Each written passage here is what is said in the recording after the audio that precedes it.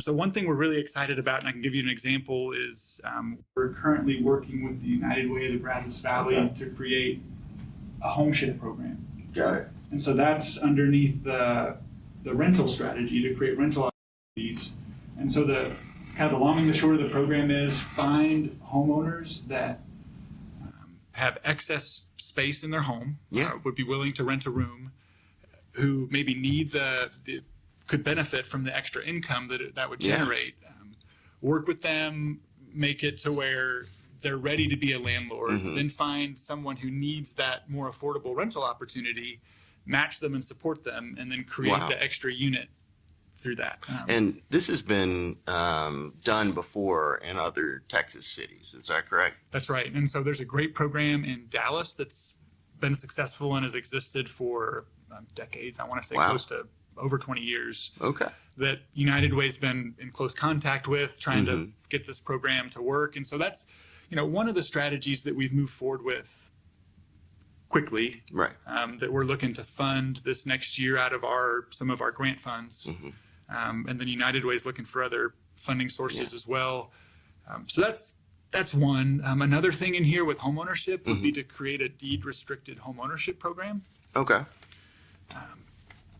Deed-restricted homeownership, so our current down payment assistance program is we provide, it's a loan, a 0% interest deferred loan of up to $50,000. We help an income qualified household purchase a home. So our $50,000, what it allows the family to do is borrow less from the lender. Right. So the payment is less. Affordable. Yeah. Help them access our market. It's kind of like a step stool up to being able to access the market, purchase a home in College Station. We haven't done one of those for over 2 years because of the market.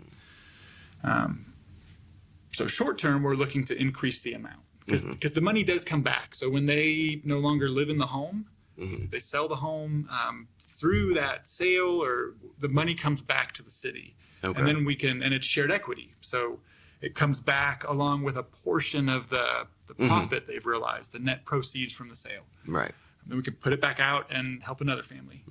Deed-restricted homeownership, that would help a family buy a home, put deed restrictions on the home to where they then need to sell the home to another income qualified family. Okay. And so what it does is it just helps ensure that home is then affordable moving out. They realize appreciation, but it's on a set schedule. Yeah. And so that's another thing we've been looking into, benchmarking. The last thing I'll talk about, and it kind of spans both, is density bonuses. So there's different cities in Texas that have done this. It's pretty widely done throughout the country.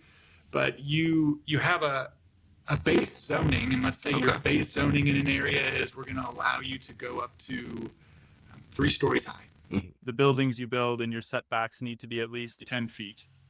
So then the density bonus says, okay, we will allow you to build higher. We'll allow you to build denser, less setbacks. But for every story you build higher, you either have so many of the units in that development be affordable.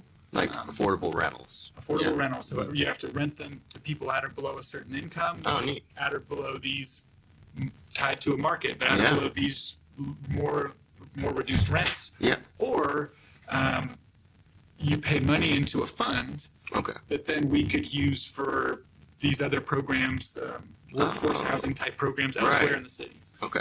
And so